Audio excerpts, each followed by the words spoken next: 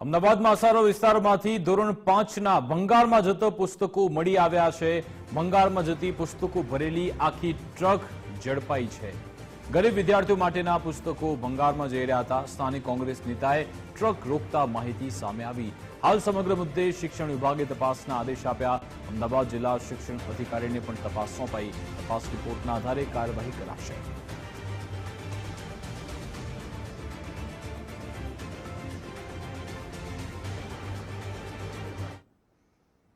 અમદાવાદમાં અસારો વિસ્તારમાંથી પુસ્તકો મળી આવવા બાબતે કોંગ્રેસ મુખ્ય પ્રવક્તા ડોક્ટર મનીષ દોશીએ નિવેદન આપતા કહ્યું કે મફત પુસ્તકો આપવાની સરકારની યોજના છે। અગાઉ પણ આ પ્રકારના પુસ્તકો મળી આવ્યા છે।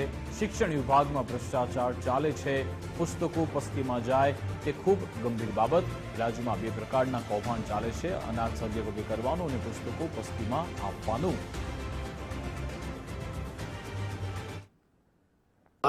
જે બાળકોને મફત પુસ્તકની યોજનાના પુસ્તકો ટ્રકમાં ભરીને રવાના થઈ રહ્યા હતા, પસ્તીમાં જઈ રહ્યા હતા, તેને રોકવામાં આવતા અમારા અસારવાના સ્થાનિક આગેવાન કોંગ્રેસ પક્ષના ધીરેન્દ્ર પાંડેએ સમગ્ર બાબતને પકડી સ્કૂલ બેગમાં જવાને બદલે બારોબાર સગે વગે થાય। અને અગાઉ આવું જ કૌભાંડ અરવલ્લીમાં આવી ચૂક્યું છે, જામનગરમાં આવી ચૂક્યું છે, સાબરકાંઠામાં આવી ચૂક્યું છે।